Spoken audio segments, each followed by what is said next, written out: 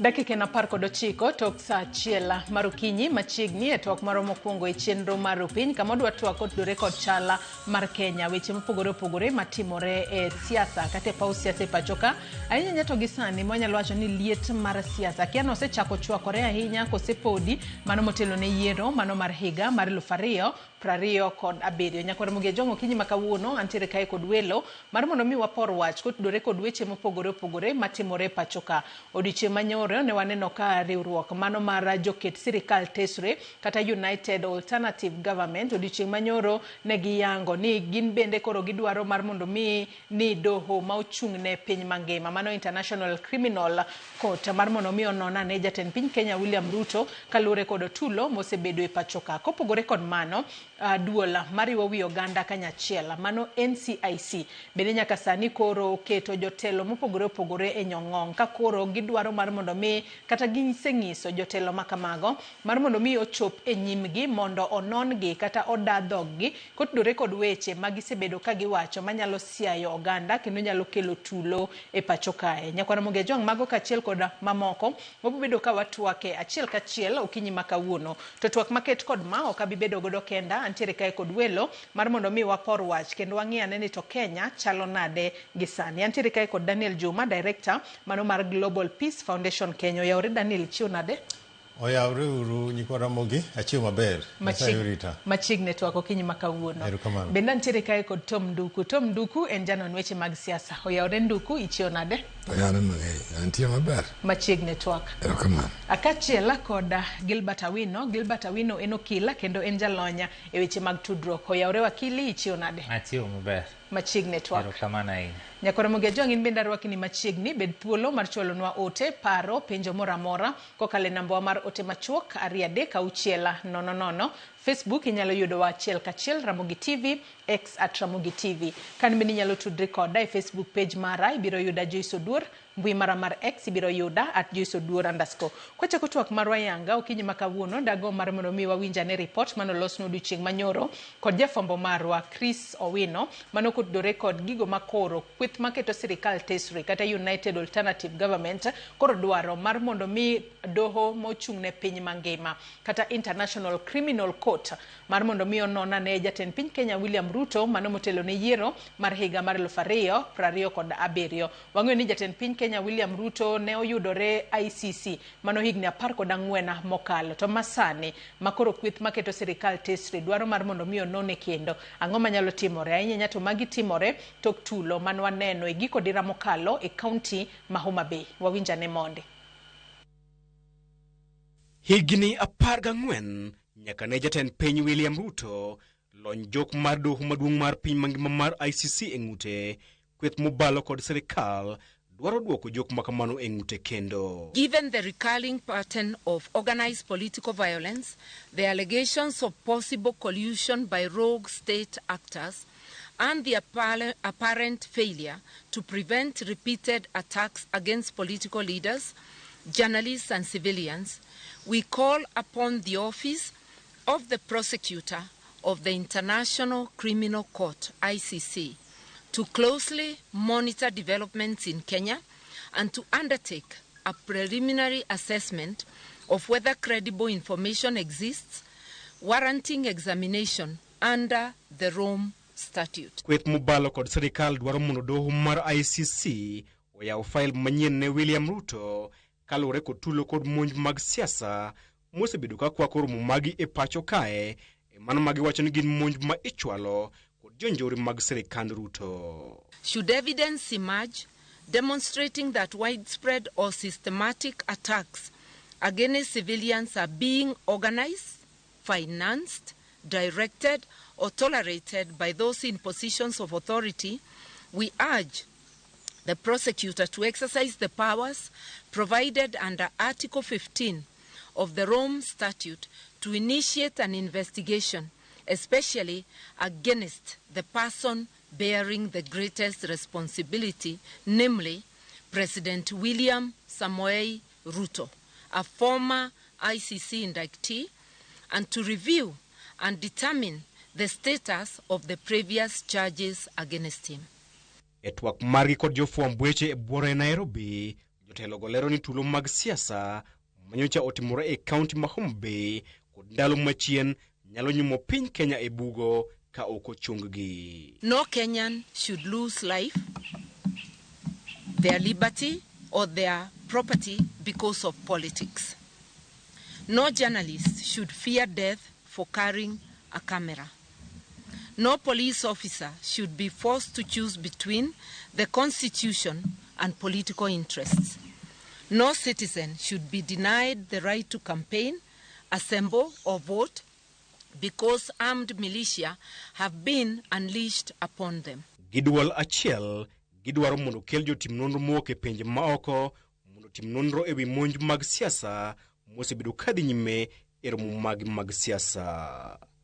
Kweth mobalo kod sirikal wacho ni William Ruto kod jonjore ma ni gin mag sirikal gin midhiero maduong' ne thuolo ma demokrasia pacho kae. The 2027 general election must be a contest of ideas, not intimidation, a contest of ballots, not bullets, a contest of democracy, not violence. William Ruto and his militia are an existential threat to our democracy, but the Kenyan people are not powerless. Chris Awino, Ramogi TV, Nairobi. Wawinjo kanyo kaka kweth mano maketo sirikal tesre kokalo e ote margi mano som kanyo ko jatend duond bura mar PLP mano Martha Karua sani koro gidwaro mar mondo mi doho mochung'ne piny mangima mano International Criminal Court mar mondo mi onona ne jatend piny Kenya William Ruto. Adana chako di wakili Gilbert Awino bendi paro ni manen gino manyalore kotudore kod dwaro mano mar kweth maketo sirikal tesre gisebedo ka giwacho ni kweth mag jonjore osebedo mang'eny ahinya e pacho kae kendo yadwa neno gino matimore kata mano timore e kaunti mano ma Homa Bay. Ka koro giwacho ni ng'ama en ting' mare maneno ni jo Kenya duto obedo kod arita makare emowinjo bed ni koro ikawo ne kum kata inono. To wang'eyo ni mano en jatend piny Kenya William Ruto. Bende en gino manyalore ma koro ni ICC International Criminal Court nyalo donje wachni kendo ket jatend piny kama tek kalure kod medruok e kweth mag jonjore kata goons mosebedo kwa nene pacho kae. Wakili.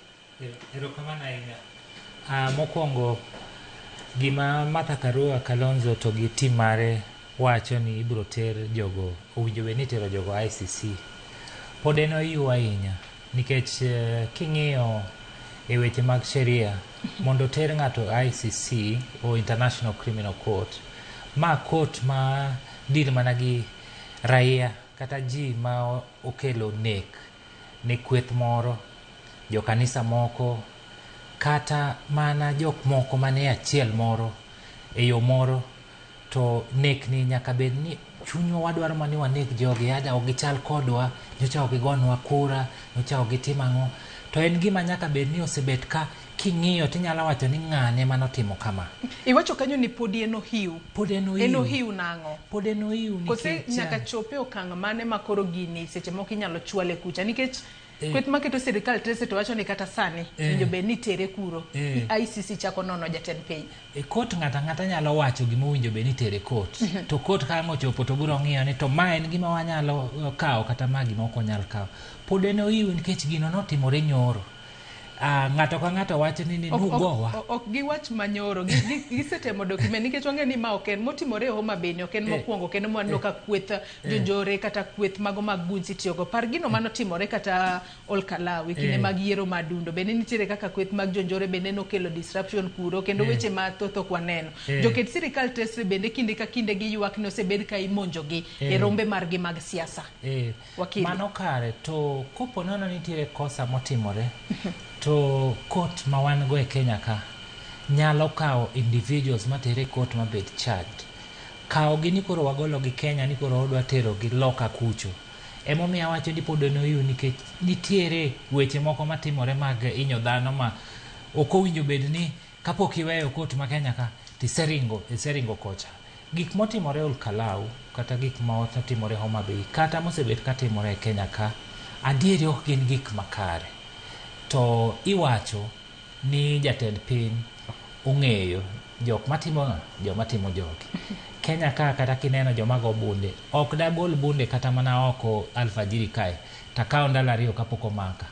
To ineno ka jok mogo bunde gidhi adhiya ma pok omaki. Koro adier kama giwache maber ni owinjo bed ni ikaw ne jogi hatua minyalo kaw joma noncho timo oinyo ji kata go ji Homa Bay owinjo tergi e court. Homa Bay nitiere court. En ber kosa magitimo gi ni en kamora moro momaki inyalo teri kata mane court Kisumu, inyalo teri kata mane court Mombasa, inyalo kata makeli court Nairobi ka. Koro an mane gima wachi ni oyo courts wan go e Kenya ka, kendo waseneno ka courts ma Kenya temo matek mokalo mar joma timo makosa. Ineno kata Obado njo timo makosa, ineno ko Obado se neno matek mokalo. Koro mane madawachi ni owinjo bed ni wachno okel mane courts ma Kenya ka mondo deal god. To court kitero to nyaka itimano igol evidence. To penjo machielo mabende ng'ato nyalo penjore giwacho ni ICC winjo bed ni nono kata onon jatend piny Kenya William Ruto. ICC nyalo biro nono jatend piny kose ng'ata nyalo chwalo ng'ur margi ka koro giwacho ni jatend piny Kenya William Ruto nitiere kod jukumu mar rito jo Kenya kata kamano kweth jonjore koro medore Kenya to onge okang' moro amora mosetimo mar reso jo Kenya kowuok e lwet goons. E court mar ICC Kenya kaka piny nitiere gimiluongo ni ratify kopo nono ni iye ni gimoro amora motimore weche moromo minyalo tel kuro ka wayie ni weche goromo tero kuro to inyalo tim nade inyalo ter. To ng'ama terogi ng'ato nyalo tero, ja Kenya nyalo kelo kata ICC nyalo ng'iyo to wache ni wadwa timang'o, wadwa gioro ng'ato kaka iparo ma 2007 ne gioro kampo ka mo kampo biro cheko mawacho ni gigi kaka waneno wabiro timang'o nikech weche mag crime gin weche ma ok ochuno ni in manyaka tero wachno e court. Sirikal gi bade international crime, international bade mar international kata bade ma nie arita mar Kenya ka nyalo wacho ni we wang'iya ne gimotimore Mombasa cha koromo ni wanyalo tere court to watime nade watere court. Koro ok ochuno ni nyaka ng'ate mowinjo bed ni tero wachno. Emomiyo kineno ka giwuoyo kacha to giwacho ni giluongo jo ICC mondo timang'o mondo biyong'i mana kaka imbe kinego ng'ato ka to DPP biro oro polise mondo maki mondo ng'ini tinyalo teri e court kata ok nyal timi nade kata ok nyal teri e court. Koro mane weche matimore weche mag ICC go kamano. Ilero kanyo makare nya kendo yiena mar mondo mi arwak Tom Nduku janon weche mag siasa TWAK. Tom karwaki TWAK kod dore kod dwaro mano mar kweth maketo sirikal tesre makoro dwaro mar mondo mi ICC obiyo non jatend piny Kenya William Ruto ka koro gise ni nyalo bedo ni jonjore kata goons mosebedo kwanene e pacho ka kinde ka kinde gisebedo ka giseyo sirikal ni sirikal ong'eyo wachni ni sirikal ema oro jonjore mar mondo mi oketh romo margi mag siasa. Benden gino manyalore ICC nyalo biro kendo nono Ruto kote Ruto nyalo yudore e jok mano mar ICC kendo e tielo machielo. I think ni jo Kenya kata leaders ma complain ohero mana entertain joma gidwa no ji magiwacho nikech nitie chik moyie ni ing'e joma nyewo gidro gino kinde. The first thing any crime otimore, you make a report. Go be booked to pursue the investigation. Mane ma expect to kill bro. Ingene gibende giero gajo weche. Okay, ga factual kakawan investigators. The truth of the matter ni jogo kanitie makosa manyotimore. First of all, is there any report in any of the police station in Homa Bay? Wangeni nyoto. But 10 news. The affected party, bendo saw the report. Mutokni nyogo. The affected party saw the report. Mutokni go. Benye udi ka police. Mundo gibed examined. Mundo gina mogoyo gi. Jinyen go pangi, pichi nyalo somo. Bundu wange joka, bujoka wa ina okay. Ando nyabiro ka ngani manyokila. And that process is not there. Chik bendo yie ma Kenya kai jomine no weo gino kinde. Nigi nyalo timo private prosecution. Kopo ni ochopo kang ma sirikal ok nyal prosecute jogo through director of public prosecution. Ginyalo make an application in court. They will be hard. Tinye jo Kenya ero blogi kumuko out of proportion mondo ginyeo go support ma oya ema Chal goyo lang pa pile pile. I expect ni joma wuoyo gi nyoma ne struggle since 1992. By now, until gains manwaso make. Magik matindo gi onego ji ae. Gimone obene no okay. Nikeka ka investigator I would tell you ni samwade kamoro gimwarango ni the element of provocation. Iwinjo South Africa ne ga rule moro ma owacho ni to in mogo ini inti provoke gin gocho ni marom nade. You see, as we develop the scale of justice, onego rangi ni to ini won me complain me into participation marry to that thing I know. Then koraki ngeo how to create discipline within the society. We are now a country most moved. You so much, a lot of things have happened. You will get on every time in politics. Every time in politics. Why the leadership of the country when President Ruto, everything stops with him. But in midwaka complain into participation Mariana. Can you watch you need the Homa Bay? Chikwacho ni ndiko ni he notified the police. Did you do it? The police know me so now. Bange mane udo ondrecha be undiko ni police ni wawinjo kanitie siemo moko ma kuom ngane. Usoluongo gi budayo dhoge. You understand? Kwadwa bedo joma procedural madwa gero gimoro. Twarangur gik mwadwa timo. It is wrong ni iketa position moro ma ini won koro ji dwa chako penjo integrity mari. So to me gima jowago wacho apani gidwa entertain why too much politics as opposed to gimone ogetem. Gimone ogetem and okine ka gini is even more serious than what they are talking about. Nike jiso chako tho. Okwangen gin joma Homa Bay kata gin joma nyoteri. Okwadwa kwana ngane otho. Wadwa ngeni ni mithone. Constituency mea ine kanye. Mondo rang proximity. In ngama nyokele. To nyithi omango. Kwa bro ng'eyo whether nyin ga ideal purpose mar the Homa Bay or nyin ngama ng'ate mutingo mondo dhi participate in the crime. Or in ngama ja Homa Bay majok mobiro ka o provoke lwenye bi bedo victim. These things must be integrated. Bugirangi maber emomiyo aparo ni gimaduo ma jogo kogotim. Let them report the matter. One in police otimango. Ka police will fail, they know the procedure. Lawyers might this country even to bring that private prosecution. But it was silent. But people have been taken to court with the with these very lawyers. So to me, I want us to distinguish politics. What do I achieve? The truth of the matter is, the call for ICC to is too larger call for nothing. A too larger call for nothing. They just want to entertain us and waste our time. Mane momio wakili wacho ni eno hiyo. Onge tiendegi sani. Juma, intakia ni korkakori. Wachumakoro kwith makitu sirikal tesre. Sani koro sundo ICC. Marmondo mio bi onon jaten. Piny Kenya kalure kod wechego. Mago mag njore pachokae. Anapinda yie kod Tom Nduku. Ni jogi. Gini chali joma tugo kodwa.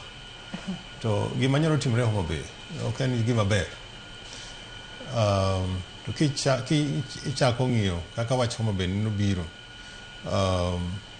King'iyo kata ndalo machon cha. Inuang ka jotelo gi. Sana jotelo makaluo. Ng'inyoga. Nene gisechako dhao gi jotelo ma Homa Bay. Mine ndalo mane ayany mane niyanyo go wanga. Kane yanyo go wanga gi governor marwa Masiaya. Ka wacho weche mag lonyruok gik moko ma ok onego bed ni wawacho kuom jatelo wadu. To nicha ging'eyo to bende ging'eyo ni ka an jatelo maka skibiro kuma an nie gi support to kikibi kod kwinyo gima Nduku wacho ni provocation. Bimos, Jaluo tinde, aparo ni Jaluo sekao kang maduong. To gima timre Homa Bay, manyo ka timre en ni intie kaka ji dwaro mieno jaluo chilo mondo jaluo one ni jaluo gin joma gimako no panga gin siasa magi pod siasa machon cha jaluo nyoto se ai siasa no ma siasa ma sani jaluo dwa timo en siasa ma dongruok chon ka nchi jaluo menchi tiyo kodo siasa mag opposition kwa chakre ndalo Jaramogi ndalo Kenyatta gidaru jaluo mancho bed karinge pub kawa makre Raila Odinga kawa dwaro telo ose chandre jo wase to mang'eny to sani kanyo cha Raila Odinga ncha gimosre kod Ker Ruto apon jaluo mang'eny ma kiwuok kata kidhigwe ncha giwacho ni wan wang' ni waol gi siasa mar tho ok wadwa siasa mar pub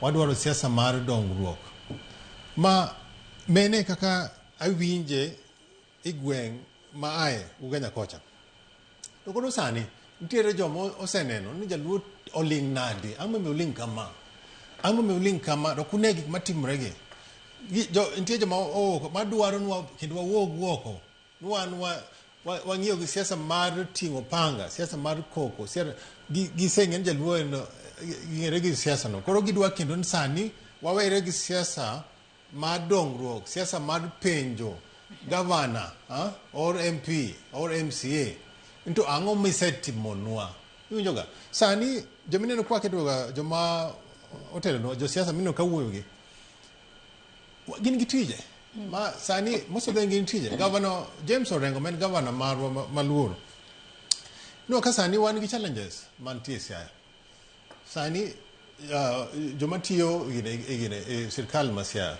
poko chul msara for several months ntiere nurses mantie strike iwinjoga to ntiere a lot of challenges mantie kanyo to koro kiwinjo kaka mtokni makomancho wanjo kana some of the vehicles manyoro wang Homa Bay ki penjo matuti bo some of them gin mtokni mag county government of Siaya koro penjo nto ang'o miyo resources mago matin emitiyo go i campaign mar linda mwananchi koro some of these things are abusive koro jotelo bende kidwaro mondo jopinyo miluor some of them gin magiloso sheria ka giloso sheria to gidwaro ni japiny mondo oluw sheria go to gin ok gidwa luwo sheria sani nitie sheria mar Political Parties Act wacho ni ok inyal chako pako party moro machielo kapodi ni party moro ni to koro sani nitiere joma sani gin giseyango ni an asewuok i chama mar ODM koro sani an i chama ma moko bende wacho ni wan sani an party leader mar Linda Mwananchi iwinjoga to pod gin e party koro this is abuse of office koro wanawacho kama wabedur mos mondo wang'en to chal mar Kenya wadwa nodhi kure nyoro nino kanyoro Ker William Ruto en won KICC ka ko otemo address issues mag health issues mineno ka jopiny dwa mondo winj to governors ka governors moko nyon kanyo ka governor marwa onge kanyo to nitie challenges mag health koro wan wacho ni waweru tugo ni wacho ni watero gini ISIS en tugo ma jogi dwa tugo kodwa ma okwabiye sani wan okwabiye sana nage mabe inyalo bed ni penjore bende gintiere kod evidence moromo ma ginyalo chwalo ni ISIS kagin gi evidence Tom Nduku wacho kama these are lawyers ging'eyo kaka ginyalo tero gigi kata open an inquest to bende king'iyo kata nena weche politicization of issues king'iyo kendo wach moro ma bende governor maro Moringo nyoro wacho osebet ka owacho ni Raila Odinga to mar Raila Odinga ntiere kaka nyo neg koro owacho gigi on public forum to ng'eyo ni he is a lawyer ka en gi evidence ntie ng'ama nyo nego Raila Odinga ong'eyo no nyalo dhi bo open kata public inquest to gigi gidwaro politicize these issues mondo gigol joluo sani gin ntie kaka gise decide kuma gibogoe kura koro gimineno ni gidwaro mondo joluo mondo wog kuma wigi osek betecha mondo koro wadoge pap mondo wachak ringo ne wacho ni ng'o kaka Oburu Odinga wacho wach moro ila wakila nino kibuonja wach moro ila wach ma ila en kama mokwongo wach mar private prosecution mowacho private prosecution mondo itime Kenya ka nyaka idhi e court mikwa court ni adwaro mondo atim private prosecution. Matinde en gima yot timo But what is wrong with that? Katika iti. Otek, nitiere gimoro kanyo ni kitimo private prosecution to ki lose to onge appeal. Koro pile imiyo jo DPP gi otem kata ka lose to there is still room for appeal. Again, but mano to ok mana ila gima nadwa wacho. Kanya bro correct. Maka Nduku monde. Gima agdago mana wachi ni pile kipimo siasa gi sheria to siasa ni malo ka to sheria ni ka. Wach matimore mar Homa Bay ni en wach mar siasa. Ok en wach mar sheria. Tadier manitiere en ni wan kaka joluo wamiel sana kogonwa thum to wamiel maseche moko wakelo wich kuot. Kwa ng'iyo sigana mar Kenya ka pogruok mar siasa betga nitiere ndalo ma ne nitiere jasiasa moro ma Central ka ne en gi Raila Odinga ma Raila Nyaga ne en gi Raila ka ndalo kuche ne ni kocha te ma Raila nomiye cabinet position onge chieng' maniwinjo ni kodhi kori kucha tirodhe. Martha Karua ne nigi Raila Azimio ko kuche ne nigi Ruto kano dhi korgi onge chieng' mane time nade mirodhe. To wan Ruto ni nwayanyo yany te ndalo mane gin Raila ni koni to Ruto be noyanyo joluo onge ayany manokoyanyo including ni wuotho gi mabul ikiwinjo. Kakoro telo se yudi Ruto mosore gi Raila wan makoro wamako Ruto ni wachalo jok manoere moloyo jo te.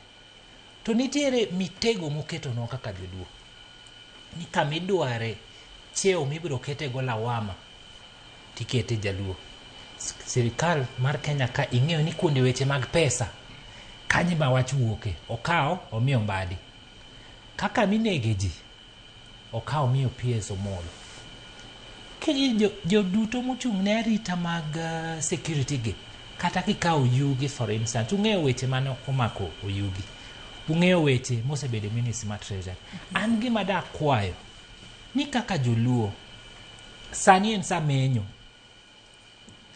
kiwacho ni siasa sani orengo en chama mare jo ine chama moro tigo chama moro. Ruto nochako UDA kapod entiere e Jubilee.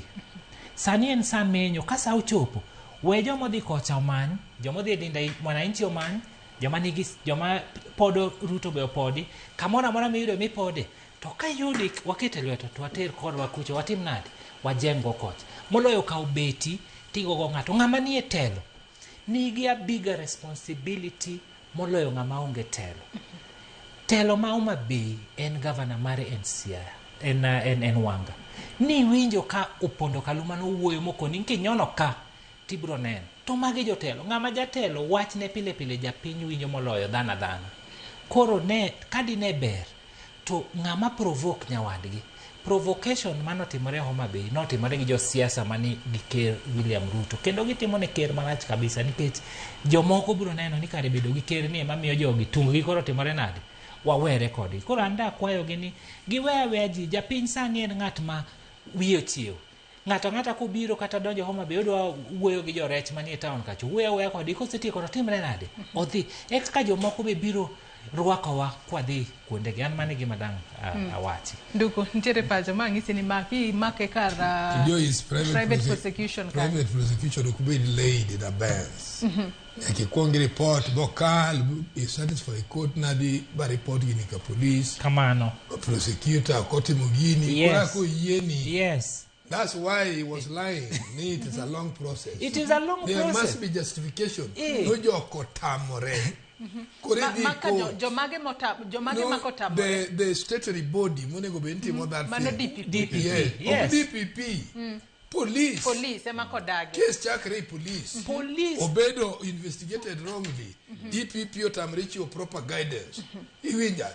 Abe ye kanyo pontia ipoa. Manyalo dino character ma police.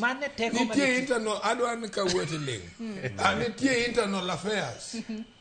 E police. Mabede rango character ma police. You see someone worker. Let us inform you maber. Bago drama. Iwinjo. Nikeche procedure nitie. Mobede laid down. Kuro kinya kuongo ringo ni dwa ICC ni dwa go kodwa politics. No bro tero ICC Ruto ICC akiango. Those ones are things we do not want. Coming back to Gimage Wacho. Kata kama way about Omabe. Go Kaluma Gime. Indeed, Gionego Pendri.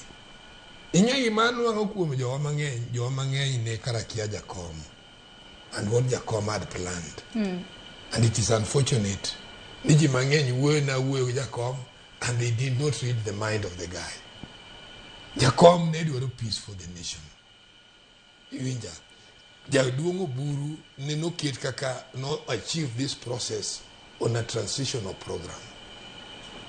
Instead of becoming with Linda Mwananchi, Linda ground, nyocho ni going into Jaduongo Buru. Which way forward as ODM? Iwinja Joyce. Nikech an kaka ng'eyo, some of us maneniti Jacom, we were now thinking Jacom. Waso temo progress marwa all along in bringing Kenya together and to make sure na good leader emerge. Among the good leaders must be propelling in. At the end of the day, kiko kura to gikmoko differently. Either we go to court failure, or the demonstration. Let us copy other models. Now that we have achieved 1, 2, 3. And one of the things man I discussed with Jacom was to borrow leave in the American preliminary election process. Kamano Timo, John Adams, and Thomas Jefferson. Kanini John Adams oyombo to Thomas Jefferson obey the deputy president. Maneka manadwaro nacho Jacom, let us adopt this program.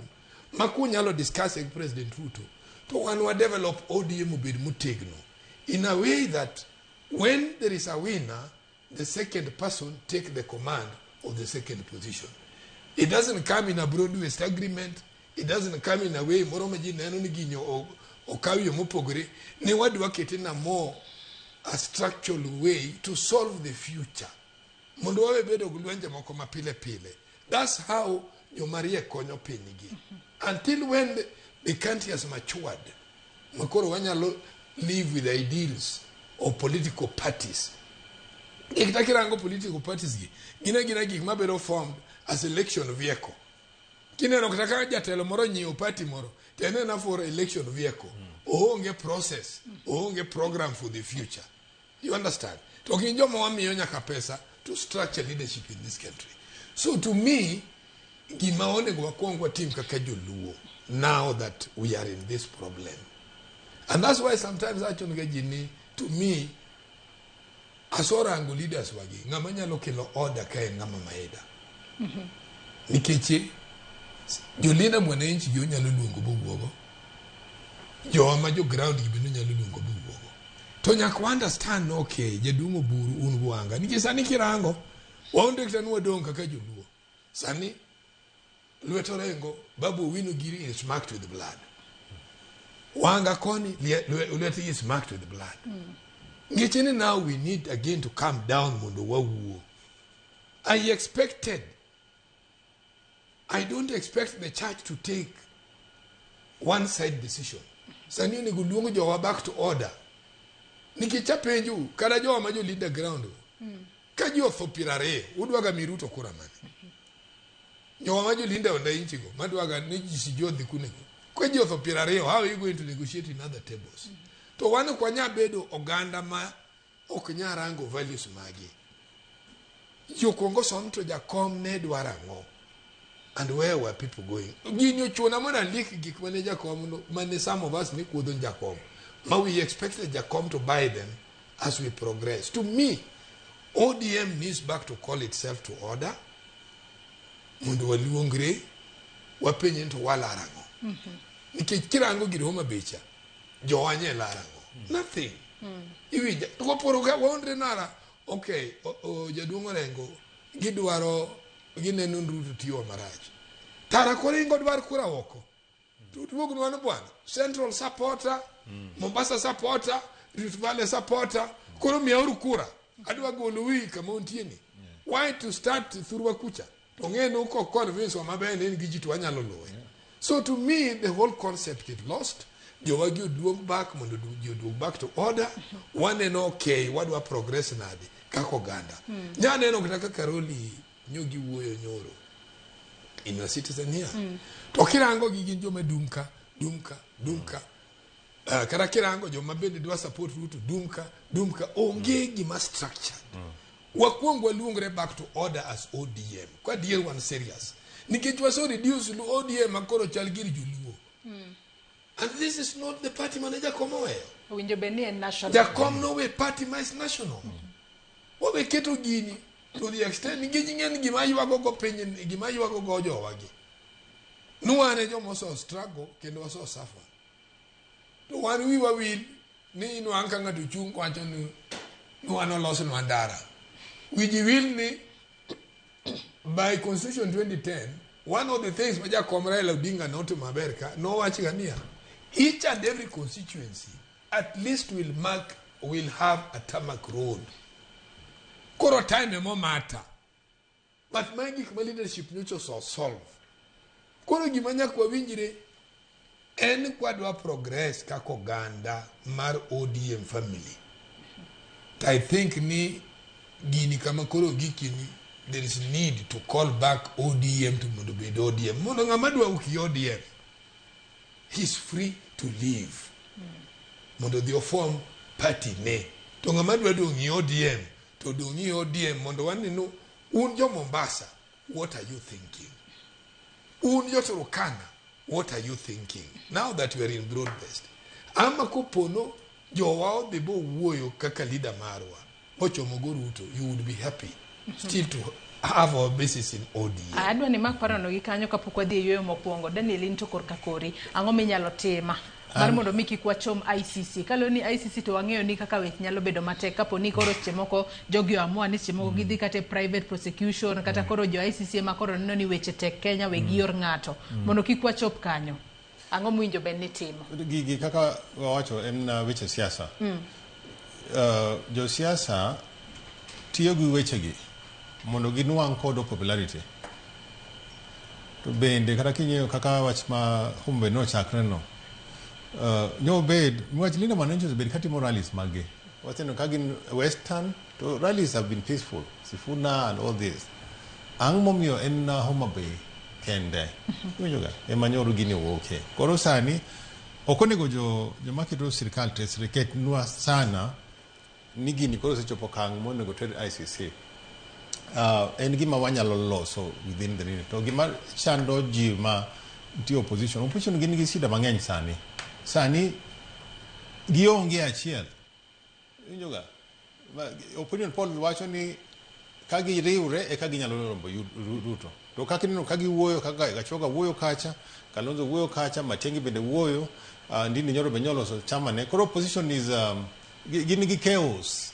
koro gidwaro gima nyalo miyogi popularity winjoga koro weche mag ICC gi ano kanyal donje sani because gin weche mag kelo siasa to ka wacho weche kaka onego wadhi mbele abinda yie gima Tom Nduku wacho ni onego waket jowa karachiel to kadwa mondo waket na ODM kende hapana wach nitie nyaka jomoko ma bende ogionge ODM wadwa mondo waluong onagi winjo karachiel kana ke waketo kendo buro dinga kana mama Aida benda yie ni mama Aida emanyalo konyo wasani niwach iwinje kuonde te to bende nyalo winjo kama mama moro wacho nyoro yani ni Facebook kawacho ni kata ng'ama sani ng'ano ODM kama kawacho ni Ker Ruto wacho ni koro dwa miwa deputy president ng'aminyalo mi an sani ki penja sani en Ker Ruto ng'ama nyalo bet deputy president sani koa Luo Nyanza en Aida Odinga kimiyo Aida Odinga komno to tiende ni onyalo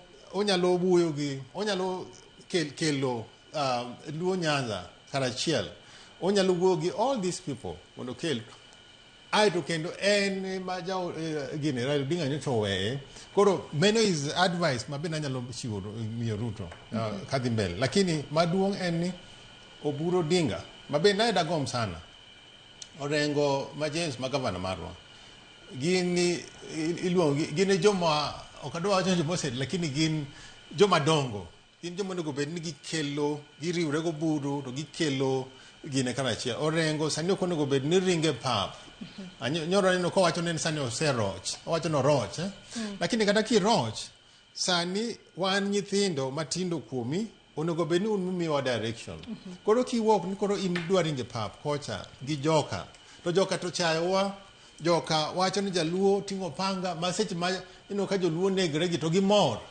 koro an akwayo kama ka oburo dinga kod aida kod joluo kata ken ma joluo luonga ne sirkal gine meeting luonga ne meeting moro to luong professionals mag luo moa kure Homa Bay Migori to wawacho ni to direction mane manyalo konyowa kaka joluo kanyo monego wadhiye wawuok e sirkal ma sani mantie ni ma wantie gi osiep gi sirkal matiyo kwadhi kaka Kalonzo en gi kony mamo nyalo konyowago kose wadhi kaka Gachago manyocha yanyo wabo wito wanyaki gine mar gine ka yanyo wabo gine mar gweng koro menie kaka wanyalo konyo jowa seche ma wuoyo onego bed ni wamiyo gine leader jomwatiyo ni direction monego bed ni gidhiye to bende sani kata na nyithindwa kaka Baba Awino nyo ka wacho 2032 odwa timo ang'o odwa bet president kidwa bet president 2032 penja ni to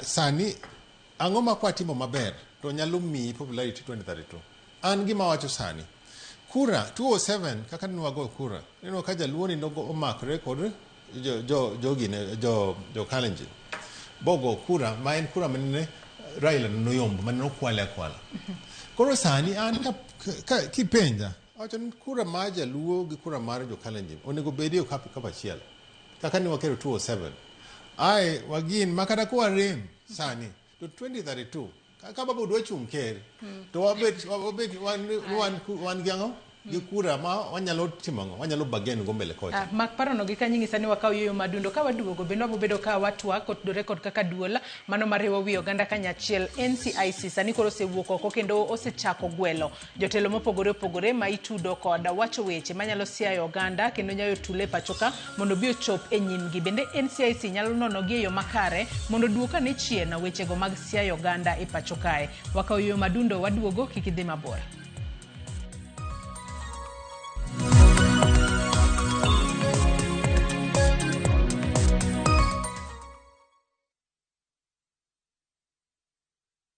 Welcome to Thailand. Experience 10 unforgettable nights through Thailand and Laos. Explore the vibrant streets and nightlife of Bangkok. Walk through Asian temples. Experience local markets, hidden caves, waterfalls and mountain views. Visit elephant sanctuaries up close. And somehow, every day feels like a completely different adventure. Experience Thailand with View Travel starting from $3,400 per person sharing. Visit www.viewtravel.com or call 0703-254-254 to book. View Travel. Dream, explore, discover.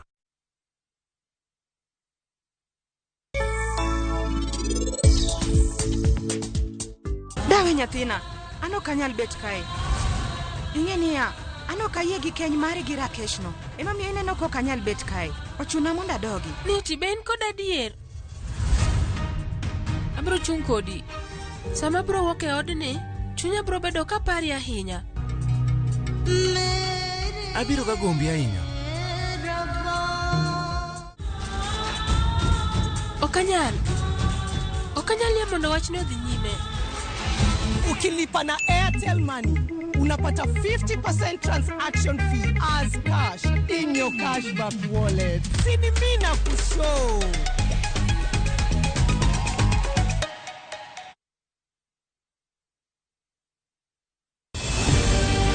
Heaven's Fire Prayer Summit 2026 is here. From 18th to 23rd of August 2026, Apostle Julius and Reverend Martha Subi of Exploits Worship City invite you to join believers from across Kenya and the nations for 6 powerful days of prayer, worship and revival from 9 a.m. to 7:30 p.m. Theme: the outpouring of the Holy Spirit. Ministering Pastor Robert Kayanja and Pastor Jessica Kayanja from Uganda, Lady Bishop Kathy Kuna from Kenya, Archbishop Dr. Harrison K. Nganga from Kenya, Pastor T. Mwangi, Dr. Francis Miles from the USA, and Prophet Thomas Tijo. Worship ministers Sunmisola Agbebi from Nigeria, Steve Tebb from the United Kingdom, and Kestin Bogo from Kenya. Mark your calendar from 18th to the 23rd of August. Exploits Worship City, Nairobi. See you there.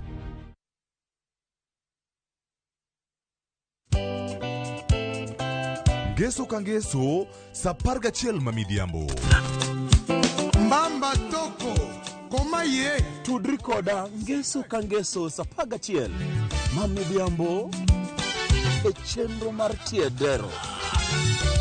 Oka Kamwabro budho manyanga kowa kelo ni ngolo motimo cathedral. See you there. Tiedero. Geso kangeso saparga chel mamidhiambo. Manera Movie TV.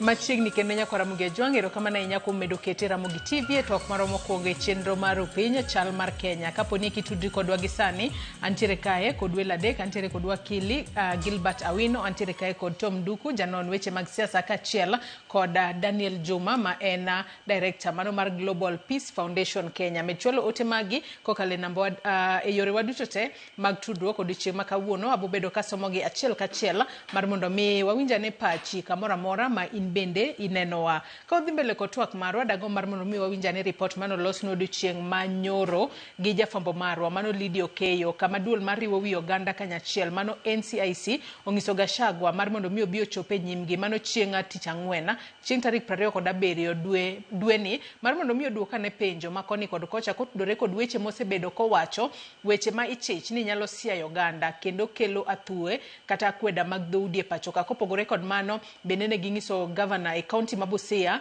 mano Paul Otuoma mar mondo mi obi ochope nyimgi. Wawinjane monde. Tunatumia figurative language kwa sababu sisi ni wanafunzi wa literature. So NCIC kama mnataka explanation mniandikie barua nitajibu nyinyi. Ne en tarik 25 kod tarik 26 dwe mar 7 higani. Kama jatend DCP Rigathi Gachagua nobono duol mochung'ne achiel mar oganda NCIC mondo mi ondik ne oboke mamiye chik mar chope apisgi mar ndiko dhoge kaluwore gi weche manowacho. Tunasema kuua nyoka ni kufukuza William Ruto kwa kura. Kuua nyoka pamoja na mayai ni kufukuza wale wote wanatembea na Ruto kupitia kura. Nyochane Gachagua yande onyiso jodak ma Mathira mondo mi ogeng'ne agents mag jatend piny Kenya William Ruto e yiero mabiro mondo mi kik gichopie kuonde goyo ombulu duto ma Mathira. Gachagua bende dwaro ni odhi ondik dhoge e weche manowacho alap mag Gusii kaunti ma Kisii tarik 23 dwe mar 2 higani. Weche mane geto jod bura manyaribari chache Zahir Janda kendo oseotie mare alorano. NCIC bende dwaro ni Gachagua ondik dhoge e weche manowacho ni jatend piny Kenya William Ruto ni kod paro mar tieko tend alwora mar gode Kenya kama bende ne oseo jotelo masiro piny owacho. NCIC wacho ni Gachagua ka orem chope apisgi to gibiro golo chik mar meko mare mondo michwale e nyim duolno. Jago ma bende ni tago maliet en Governor Busia Paul Otuoma ma NCIC dwaro ni odhi ondik dhoge e wi weche manowacho e romb siasa manotimore junction Mabulanda e kaunti ya Busia tarik 27 dwe mar 6. Ka NCIC dwaro ni ochop ondik dhoge tich abich jumane. Riwruogo kinde ma pachoka LSK bende ogolo boke masiemo moko kuom jokanyo mar riwruogno kama oting'o jaod bura ma Mokureni John Kagushia kod jaod bura ma Homabay Town Peter Opondo Kaluma ka giwacho ni ponono ni timbe mag kiro weche mag athuye odhi mbele ok gibiluor gologi kendo golo nyingegi e bugo kinde kendo tamogi yalo buche e doho mathurka. Pend chik namba 13 matawo chike mapachoka okwedo timbe kiro weche oyai manyalo kelo thuya, nyawo lweny kendo kelo luoro ne oganda e kinde yiero mathurka. Lydia Okeo, Ramogi TV, Nairobi. Wawinjo kanyo kaka duol mano mochung' ne riwo wi oganda kanyachiel NCIC bende koro keto moko kuom jotelo e nyong'ong'. Mano moriwo kanyo jod bura nyaka mano ma Homa Bay Town, Peter Opondo Kaluma bende yando segwel kotudore kod gigo mane owacho motelo ni romo mano ma Linda Mwananchi. To bende winjo kanyo Peter Kaluma kachiel kod jod bura ma Mkuruaini mano Jona Kagusha mage moko kuom jotelo ma bende LSK kata riwruok mar okinde wacho ni kapo ni gidhi mbele kod wacho weche ma oka nyis achiel mar ogande pachoka to inyalo ruch oko nying-gi e register mano mar okinde pachoka kendo ok gichaka giyala bura mora e pachoka. Adona chako di wakili weche mago ma josiasa osebedo ka wacho mago makelo atua e pachokae. NCIC osebedo ka kedo kod weche makamagi e yo machalo nade nikech wachore nyaka ni e higa mar 2022 kinde manutiere yiero bende nitiere kaka NCIC bende ne oketo jotelo moko tesre kaluwore kod kit weche magiwacho manyalo kelo atua e pachokae. Gisebedo ka gidach nade bende iwacho ni kinde mathoth iwacho kanyo ni NCIC is a toothless dog. Obak to konyal bite. Wang'ni wanyalo neno kokecho gadiera. Erokamano ahinya Nyanam. Gima dakwonga wachi kapok aduoki kanyo en ni da gomb ni chama mar ODM walosi mobed chama manyalo bedo gi teko ma kodhi ni wuoyo gi jomoko to obedo chama minyalo mi lemo moro malong'o. Jatel mar ODM sani miluongo ni Oburu Odinga en ng'ama ber, lakini kipoge go wadgi Raila ne en ng'at ma en gi advisors modhuro mikia kata ni ng'ama obiro ka wach ne en ng'a. To Oburu en ng'ama ka joma fundamentalist osedie kona to koni magi ma watimo at the exclusion of the rest. So aparo ni mano ne nyalo bet ka inyalo par ni to chamani onyalo bedo gi jatelo mabiro manyalo ywayo sero ji tete ma ok ni bed ni jomoko momiyo mor to jomoko to igiwang'. Kar NCIC nochaka 2008 bang' post election violence mondo mi obed ni kapono ni ji wuoyo ng'ato wacho weche moko manyalo miyo ji gore to itimone isoko ng'ato oonge gi lake monyalo kago ng'ato kano nyalo teri e court. En onyalo mana wacho ni ng'ane ni bika wayudo nitie makosa koro wadwa ni mondo timi nadi ochwali e doho. To an gi weche ariyo kuom jo NCIC gi.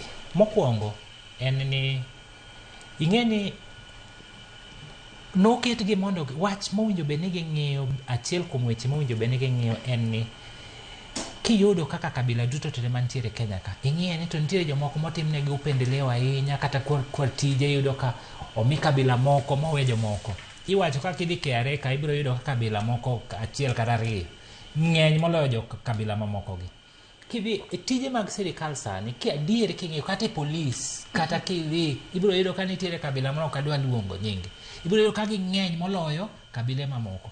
To magi NCIC okuoe en oninda to kochopo ndalo siasa to chiew. Mano bende makele pecho machielo wakili kapod antiere kuom kinde makoro NCIC oluongo jotelo gi mar mondo mi ochope nyimgi nikech iyango gi ni gin tiere kod weche go miwacho konyo kod dongere ni hate speech gin ethnic incitement kaachiel kod incitement kata tiyo kod dhok manyalo siayo oganda. E kinde makoro NCIC seyo jotelo gi kod puso weche ma ok ni kare kata hate speech kaluwore kod chike mapacho kae hate speech en kaka ng'o. To bende NCIC nyalo yudo ranyisi moromo manyalo miyo jotelo gi itweyo kata itero e doho kotudore kod gigo magisebedo ka giwacho. Hate speech en wach moro manyiso ni nitiere kaka ok idwar ng'ato kata iwacho wach moro manyalo miyo ikiuka katiba. Inyalo luonge gi weche moko ma katiba wacho. Katiba wacho ni nyaka ibed ng'at moluoro jawadgi kata kiwuoyo gi ng'ato human dignity nyaka bede. Iwacho weche moko manyalo kata mana kelo rochruok kata manyalo kelo dhawo e kind anyuola. Jo NIC luongo jogi to gitimo maber nikech e piny ka nyaka bede dhano nyaka bede ng'at mandayo wiye gi nyaruga moro kata kanyo tidhi marach kata wan ka ng'wadok chien kucho to wacho ni kacha to nadhi maber kacha to timo nadhi marach. Koro kanyo excuse me kanyo to NCIC timo maber, lakini point mana wacho mokwongo cha ni owinjo bed ni ok girita ita ni sa siasa kochopo kaka gitimo nikech gik miwacho gi nitiere kaka giaga e ng'uro moko ma ji osebedo godo chien kata. Ariyo, e jowa ma wana habari, weche ma jogi wacho gi, joma miyo gi prominence gin wana habari. Koro owinjo bed ni kapok ochopo NIC to kioro reporter kata kapok isomo tiwacho ni ginie obiro affect jomoko machalo nade. Ok ni warito wanto wawacho gi nyong'ong kwasewacho to koro warito ni no NCIC otim nade okawgi. Koro dakwar be ni wana habari be kopo nono ni kuneno wach moro karach to timo nade ung'ade piyo piyo ka pok ochopo it jomoko. Kosechopo itwa kata koro ang' itero ng'ate court to osebedo hate speech. Mane wach ma Nduku, anno kibuonjo. NCIC bende wang'ni wanyalo neno ka timo tije makare mar riwo wi oganda ma jogo mosebedo ka wacho weche ma ok ni kare. Wang'eyo jotelogo kendo wang'eyo na achiel kuom jotelo mawuok e gwengo mag Kaluwe na achiel kuom jogo ma NCIC osegwelo ka achiel kuom jotelo mosebedo ka wacho weche ma ok ni kare pacho kama ichich ni nyalo keto piny Kenya kama rach. NCIC nitiere kod ting' mar riwo wi oganda. Bendo osebedo koriwo wi oganda kamoro achiel e yo makare to bendo oboriwo wi oganda kamoro achiel e yo makare kwa chomo 2027. Gimara Joyce ni ofise gi okwago ga kogono. Buang'eno, do we still need them or okwadwagi as a country? Nigi ne waketo gi kiranga achievement mar gi onge. Nigi adier and mane point mar waketo. Role gi ok en rango hate speech. Hate speech ing'en ga lot of ingredients. No chalo defamation. En ga lot of ingredients.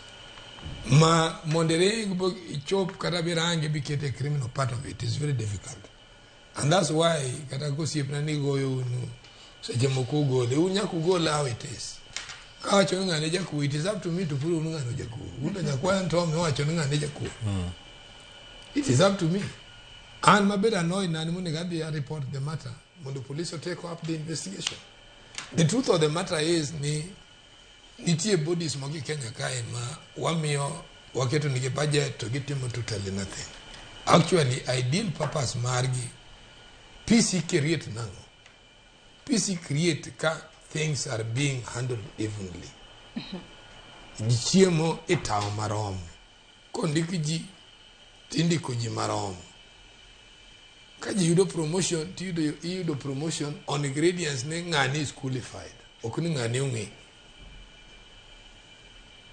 Okine kita kirango narration ma wadoni aketo mar Nijaluo Oyugi, the current setup. In an office, KNTA is up to you to deal with that office correctly. It's not about your tribe. KNN tribe to Karaji, Koro Wachin Karaji, Okoni go teach. In many office, no, it is up to you to carry yourself with dignity. Like right now, any gikmati maragi, okine kasa niji naro gini no, ibro no ankasa niji wacho no government spokesman Jaluo, or Minister Mass Security, PS Mass Security Jaluo. So what? Does it that does change our characters? Yathima nyo di tongcha kirango joka ntiu kui gimone kaja dengi Jaluo. So gimone gorange ni how do we move out of this? Bodini to me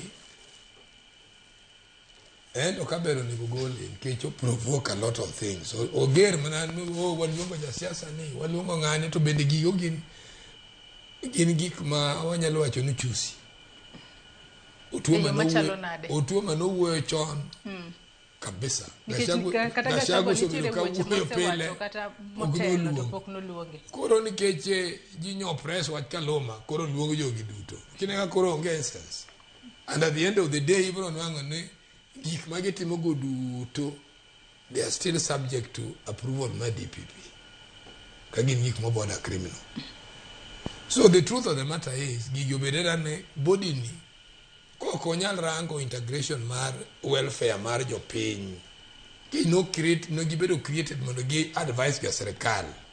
Actually the majorly no gi advice ga the government ni kai to waneno kodhi maraj o police kai waneno ko wejo gi ahinya jogi gini bro dhi in excess piny nyalo kethre to kine ka gin koro gibende girito mondo gibed autonomy wa samon ngane obiro gimarach this government and there is no coordination. People feel nika in go fees to ka samon yaga kora aneno na tiyo. There is need for consultation. Nike adier ngamone ogi samon ka ene deal sani ngamone ogi samon en mor kome go PS umolo. Come and tell us why these things are happening. Uno sote miango. Not these people. These are subjects. Mune be also the court chong. Nike sama iwacho ni gini detemore. To gino timore adier. To police nitie. Nike kanyora winjo karaka ngane osiepa ma MP Masoba. Uoyo no nyaka police no ringo edi ponde mtokni. Then he wondered, okay, karawani Kenya mani. Nikech ng'en mane gima koro wachime.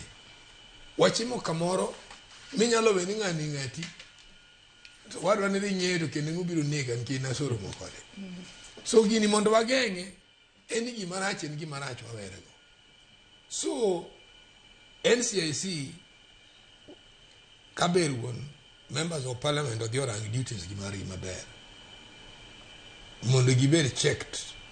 Kagionge purpose magima getimo, that body should just go away. Tigi mang'eny manu waketo kae manu waweni biro bedo remedy.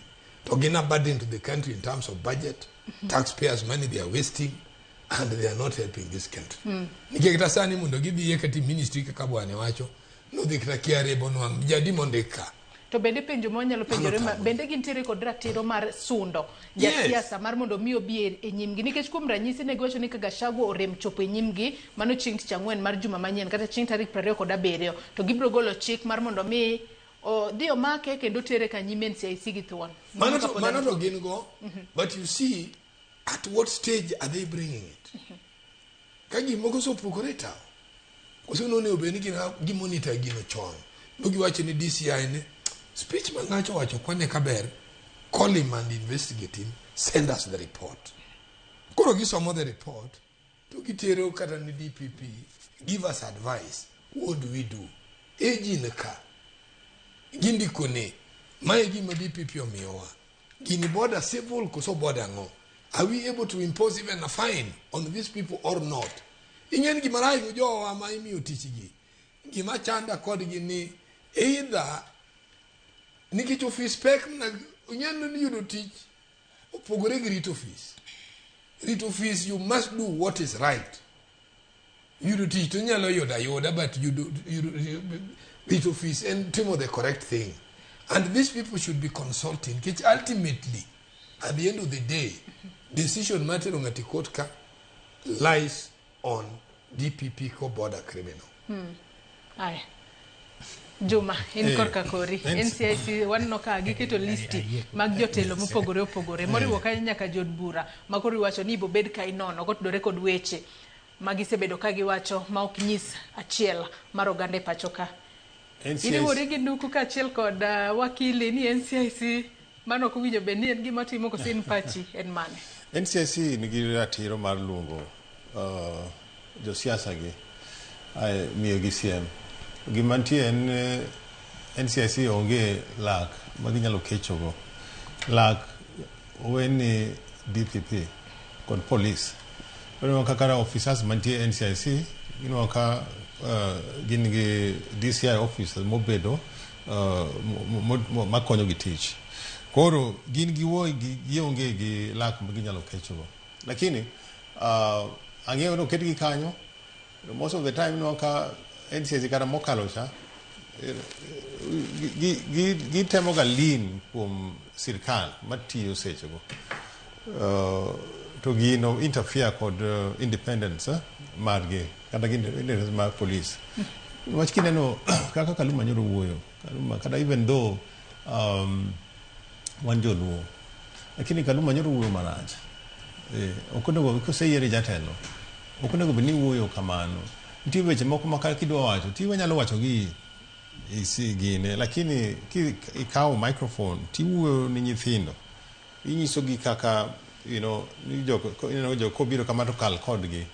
Nitie ma kiwacho ni kal kod ng'ato to ena chal goida frau or nege tieke koro mego gik ma I don't expect Kaluma men en legislator to nyaka okil Kamanoka okonego bed ni wang winjo wechego ka wuok kuom ng'ato on the name of Kaluma. So it is right mondo odhi NCIC mondo winj into why are they doing this. To kinda ng'eyo ni NCIC another thing magitimo en shaming kendo forcing someone nyawinjo ka wan commissioner moro wacho ni ginyalo force jasiasa mondo timango or retract or apologize, lakini powers magin go sana onge to bende teach NCIC no. I'm one of the people who applied for gine mar NCIC ma chairman neno ka qualify neno ko gine neno ka nyinga ne ko wo, lakini ang'eyo ne teach matek okay teach mayot ma seche moko sympathize kod jogo because seche ma weche timre gi iga koro ino ka gin gi pressure to watim nadi koro to gima duong' sani matimre ma rach sana ma bende hinyo Kenya ka en gima iwinjo kiwacho ni gine bar njore ni miluongo ni gunism ni. To gunism ni yadhe ok en nitie joma wacho ni gunism ni ikele gi joma nie serikal. Hapana, gunism josiasa duto tiyo kodo.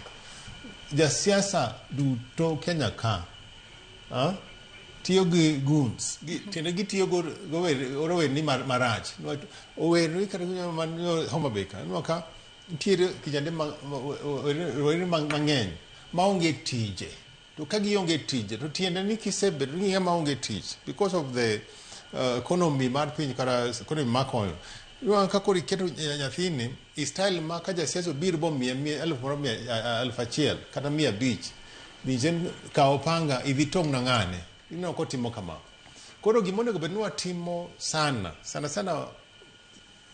wan kaka onagi sana ka governors moncho miwa mag begin gi pesa ma ginyalo jiwo go jendrigi wa empower youth gi mondo gibed ni gin gimoro ma ginyalo kete fuko gi kata gin gi gima ginyalo nyiewo go kuon moro ma gichamo, gin gi gima nyalo keep gi busy mondo ka jasiasa biro to giwinjo jasiasa to kik gitim gik manyono no katimre Homa Bay to bende kiwoyo weche mag gunism nyoro me nyoro ng'iyo gine TV KTN ka seche manyoro joka wuoyo manyoro Sifuna giwuoyo Babu giwuoyo to nyoro no ka nyoro gi gine gichako around saa 6 kama to kochopo 6 ika koro giwuok Sondu ka koro gidhi Homa Bay to nyoro giwuo maber to nyoro kaneno kan tiere njore moro manyotimre kama to koro gima nyoro taman koro sani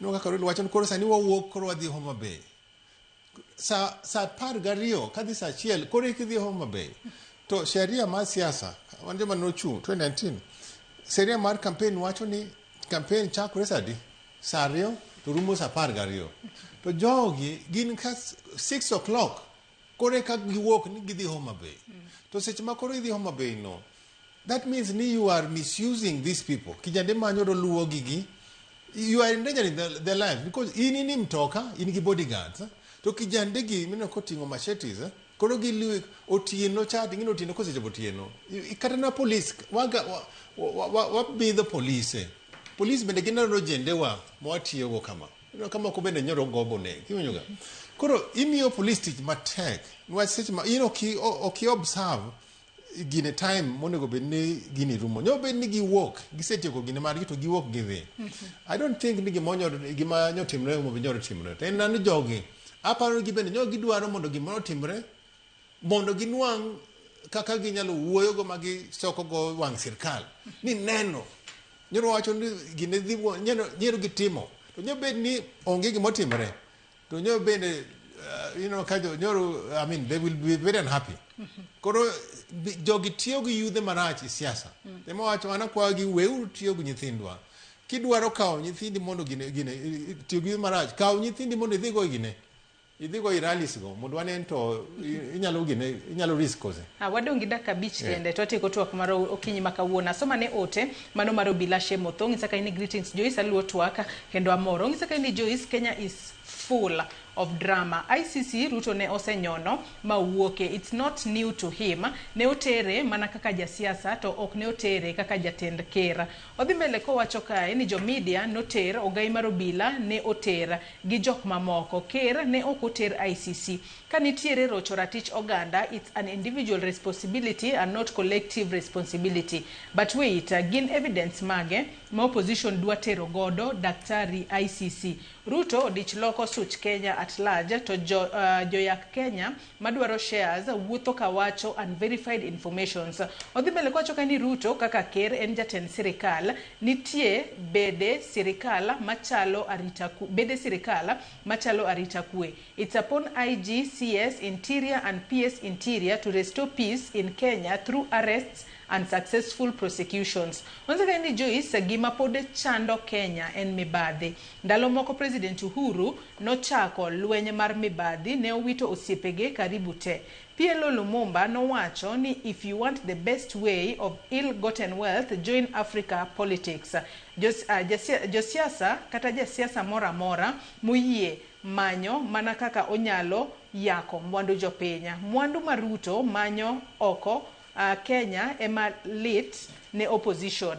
And wach riwo Ruto e lweny madhi mbele pachoka en target mondo Ruto otam limbe e pinje maoko mondo ber momanyo ne Kenya okethre. Mogik ong'isa kae ni legislatures loso chike masiro gi giwegi. For example, offense mar incitement to violence was scrapped off by the High Court under influence of jotelo moko. Sani politicians te wacho dhogi tieko nikech pen chik manyalo diyogi ne osegol oko. We must tighten our rules and regulations. Ong'isa ni koko ma Kenya ka nenore ayanga mana ka luo. It's sad ni other parts of Kenya are silent. Wan nyaka ne wuonwa maraila tho, wan nyithinde. Wadong' ka wagoyore kendo wanegore e pacho. Ere ng'at moro maduong'a manyalo konyo ogandawa. Luo Council ni kanye, jodolo ni kure. Bende nitie yo ma wanyalo losogo pogruok manitie e kindwa ka ok wanegore. Joluo wadhiuru mos. Erokamano ahinya obila Shemotho kuom ote makamano. Ing'isowa ni wadong' mana gi dakika matin, dakika 3 kende to atieko twak mar okinyi makawuono. Amiyo dakika achiel ka watieko twak. Achako di wakili wachni mogik kodore koda weche man walose kawuono. Erokamano ahinya. Wach mogik madang' awach en dakwa jowa ni kik wabed joma sero yot kabisa. Ni ka Ruto timo gimoro to timonwa gima ne pok otim. Sirikal hudumia ji te. Gima sirikal otimo mana wach ni orumo. Wabed joma bargain until the last minute. Kata osetim ma to pod wacho do this for timnwa ma timwana. Maka koro ochopo samigo kura to wacho ni ng'ane to osetimonwa. Kwa yie chon ahinya to wabiro lose. Na kwa jowa ni wabed kanyakla to sa siasa to biro chopo to sa noko chopo. To wago mana ne jatelo mowinjo bed ni biro timonwa dacho kaka jopiny. Erokamano ahinya wakili Gilbert Awino. Nduku an kuomi wachni mogik ka watieko. Well, an gima nyalo wacho en ni ODM should call itself to order. And ODM ok en joluo. Both leadership ma ODM sani ong'eni koluongo yiero sani to wabiro golo gi te nikech they are not living to the consolidation mane party mane jakom oweyo. Mano ging'e. Jolinda wananchi be kobiro wabiro riembo te nikech giketho party mane waweyo ka wan peaceful. Omiyo the only thing manyaka tim moving forward and this party must be called back to order. Maki beri opanga wabiro nyisi kama opanga betie. Jopango nego ter mane jela. ODM party en party mane obeno progress leadership ma tomorrow. Tana so wachunu gima na wacho gi jakom, my thought ni jakom no buy mane nyalo solve this country moving forward. This is the thing madwa no ODM odio nacha kikwaber jok moko mago broad based without a bargain. Warangu mokuongo bargaining power marwa makwa de go broad based to wanyalo kelo gimoro back home. Erokamano. to momako nationally for the future. Erokamano ahinya Nduku. Juma kawatieko. An mogik awacho ni kaka onagi wabeduru kwanyalo bet achiel to wawacho ntonga joma nadi ma bo dhi mesa wacho weche wa sani buru emotelonwa e ODM oburu katoti nyaka wamiye luor iwinjoga koro wawekud ni seche makoro iwacho weche ma amidhi gi mesa to kakoro rengo bedo kacha no bendo dwaro bet mesa babu dwaro bet mesa pana wabedu joma winjo wacha kanye kuma jakom ne nowewa to kakwayo kendo takwayo mama Aido Dinga nigi teko mar wuoyo gi jogi te mokelo jogi karachiel mondo wane kuma watero Uganda to mogik awacho kama jogo mineno kakoro wacho ni gidwaro liberate kayo nina manu wacho ni wadwa kilo democracy wadwa liberate Kenya hapana gino nene liberation what setimo chon gima duong' monego bed ni watimo sani en economic liberation mondo yudho nwang' kaka ginwang'o tije mondo ji nwang' kaka ginwang'o chiemo e mesa. Erokamano ahinya nyakora Mugejwang' ote magi bende aneno kanyo Engineer Lazaro Kanyambok bende ng'isa ka ini ACC en court madil kod high profile cases from the failed states where justice system collapsed. Ng'isa ka ini Kenya ka one kod good institutions madwaro mana strengthened mondo gitim independent investigation particularly complex cases like infamous Homa Bay bloody confrontations. Ng'isa ka ini case ma Homa Bay dwaro independent sober mind nikech both sides traded rhetoric utterances well before the actual bloody confrontation. Conduct mar both sides prior to the confrontations should be scrutinized. One code video clips jokate ne breach the law. Kudwaro solution to kikwa demand for selective justice. Erokamano ahinya kuom ote makamano. Erokamano ahinya Daniel Juma, erokamano ahinya Tom Nduku kachiel kod ino wakili Gilbert Awino kuom kawo thuolo maru odiochieng' ma kawuono mar mondo mi ubi wabed kod twak. Nyakora Mugejwang' in bende agoni erokamano ahinya kuom bedo kodwa nyaka gi sani mwachope giko mar twak marwa mokwongo e chenro mar Rupi. Nyaka omana yoyo madindo gi sani chenro mabiro bang' ma en pok opogore gi Sharon Ong'aw. Riti masani nyenga Joyce Oduor.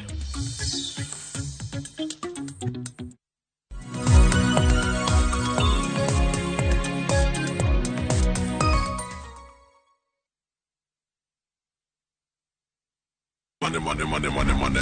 People think there's only one way to pay everywhere. But don't you know you can pay using Airtel Money kila mahali. And ukilipa na Airtel Money, unapata 50% transaction fee as cash in your cashback wallet. Sinimina kushow.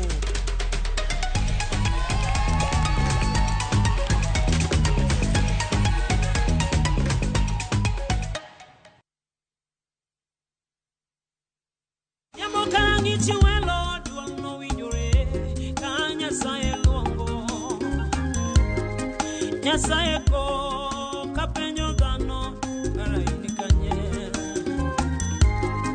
Nyasayeko kapenyo dhano karaini kanye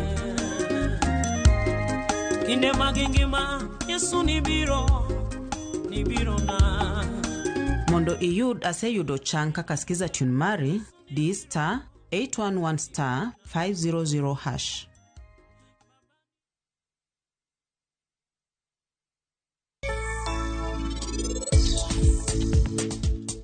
Dawe nyathina, ano kanya